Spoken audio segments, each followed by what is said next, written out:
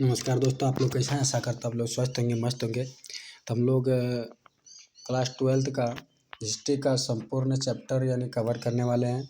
तो आज हम लोग का ये तीसरा चैप्टर है। तीसरा चैप्टर है बंधु जाति तथा वर्ग आरंभिक समाज। हम लोग इससे पहले 2 चैप्टर को अच्छे तरीके से कवर कर चुके हैं। अगर आप नहीं देखे हैं तो इसके प्लेलिस्ट में वीडियो बना हुआ है, तो आप जाकर देख सकते हैं। तो चलिए आज का चैप्टर स्टार्ट करते हैं।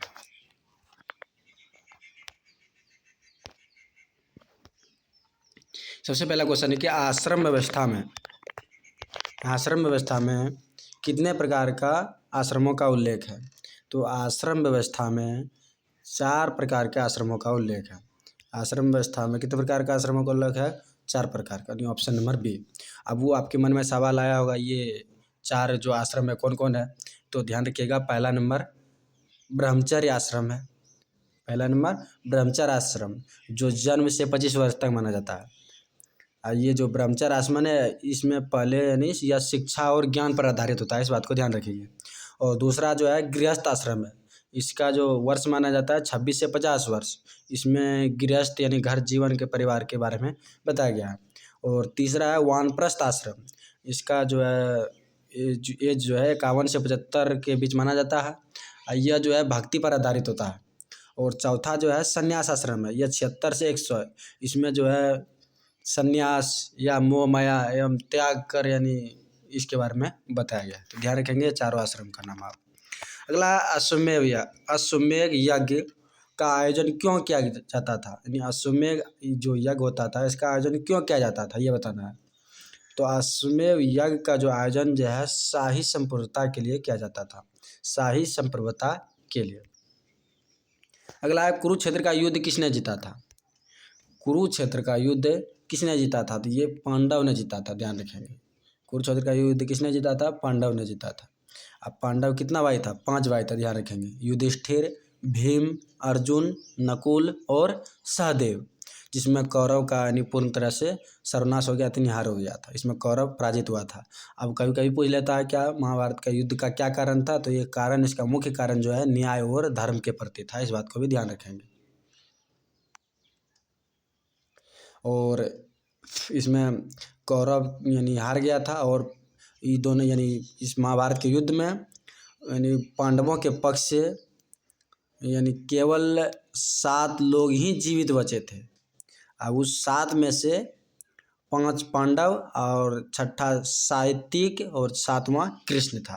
तो 7 लोग ही जिंदा बचे थे और कौरव के पक्ष से तो बहुत कम लोग जिंदा बचे थे। ठीक है, इस बात को ध्यान रखेंगे। अगला है कि गंगापुत्र किसे कहा जाता था? गंगापुत्र किसे कहा जाता था? तो गंगापुत्र ये भीष्म को कहा जाता था, ध्यान रखेंगे। अगला महाभारत युद्ध कितने दिनों तक चला था? ये बहुत ईजी क्वेश्चन है। महाभारत का युद्ध कितने दिनों चला था? तो ये 18 दिन तक चला था। अगला महाभारत की रचना किस भाषा में हुई है? तो महाभारत की रचना जो हुआ है ये संस्कृत भाषा में हुआ है। अगला है महाभारत किसने लिखा है? तो महाभारत के लेखक कौन है? तो महाभारत जो लिखा गया ये हमारे महर्षि यानी वेद व्यास के द्वारा लिखा गया है। अगला जाति का यानी इनमें से कौन जाति का लक्षण नहीं है? यानी जाति का लक्षण कौन नहीं है, इसमें यह बताना है। तो जाति का लक्षण जो है साम्या, ये जाति का लक्षण नहीं है। अगला भवन शब्द का प्रयोग अपने मूल शब्द में, यानी भवन शब्द का प्रयोग अपने मूल शब्द में भारतीय यूनानियों के लिए किया जाता था, किंतु प्रथम सदी ईस्वी के आसपास इस शब्द का प्रयोग बिना किसी भेदभाव के लिए किया जाने लगा। यानी किसके लिए किया गया ये बताना है। तो ये विदेशियों के लिए किया गया था, ध्यान रखिएगा। अगला है किस काल में वर्ण व्यवस्था वंशानुगत जाति में परिवर्तित हो गई? ये उत्तर वैदिक काल में हुआ था। अगला है गोत्र किसका सूचक था? यानी गोत्र किसका सूचक था? तो ध्यान रखेंगे गोत्र जो है प्रत्येक उपजाति के सामान्य पूर्वज पर सूचक था। अगला है निम्न में से दक्कन में रहने वाले कबीलाई जातियों का वर्णन प्रारंभिक संस्कृत साहित्य विशेषकर महाकाव्य एवं पुराणों में हुआ है। यानी वर्णन जो है किस में हुआ ये बताना है। तो ये ध्यान रखेंगे, ये आंध्र में, पुलिंद में और संवर में, यानी इनमें से सभी इसका राइट आंसर हो जाएगा। अगला वर्णालंकार की संकल्पना सबसे पहली बार मिलती है, यानी किस में मिलती है ये बताना है। तो ध्यान रखेंगे ये ब्राह्मण ग्रंथ में मिलता है। कहीं कहीं आपको स्मृति मिलेगा तो आप ऑप्शन के अनुसार भी ध्यान रखेंगे इसको। अगला है, महाभारत का समालोचनात्मक संस्करण कितने वर्षों में तैयार हुआ था? तो ध्यान रखेंगे ये महाभारत का समालोचनात्मक संस्करण जो है, यहाँ मिस्टेक हो गया, ये 37 लिखा गया, लेकिन आपको याद रखना है ये 47 वर्षों में तैयार हुआ था। ये 47 की जगह 37 ऑप्शन में लिखा गया, तो ध्यान रखेंगे इसको। 37 नहीं, ये गलत हो गया है, इसको 47 आप ध्यान रखेंगे। ठीक है। अगला, गोत्र के अंदर विवाह करना कौन सा विवाह है? यानी गोत्र के अंदर जो विवाह किया जाता है उसको हम लोग अंतर विवाह के नाम से जानते हैं। अगला, क्या ब्राह्मणों का सार्वभौमिक प्रभाव था, यानी प्रभाव था या नहीं? तो इस यहाँ आपको ध्यान रखना, हाँ सार्वभौमिक प्रभाव था, यानी आपको हाँ ध्यान में रखना। अगला, सातवाहन राजाओं और रानियों की आकृतियाँ प्राप्त कहाँ उत्कीर्ण है, ये बताना है।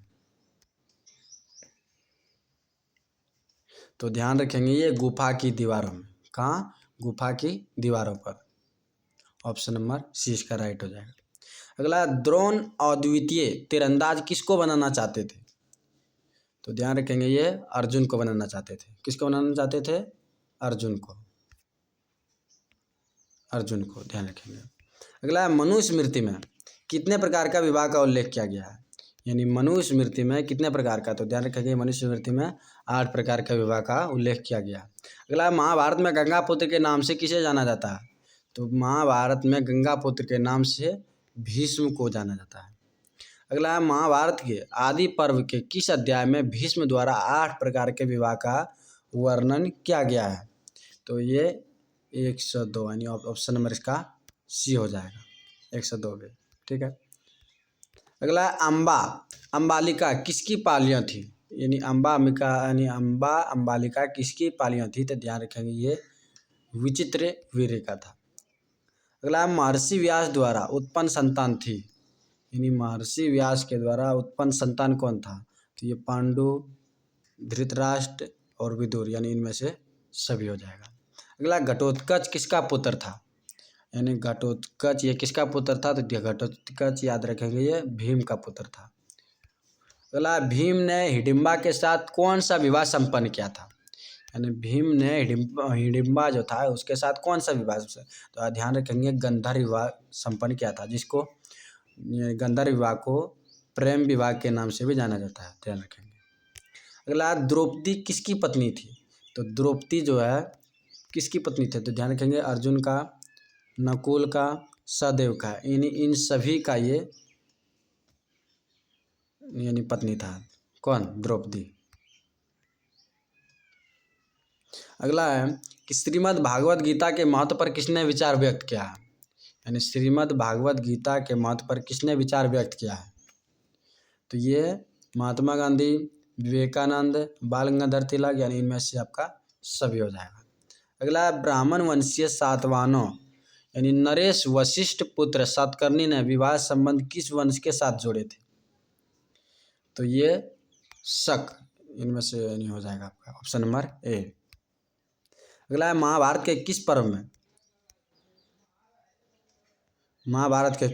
में वर्ण व्यवस्था का उल्लेख मिलता है?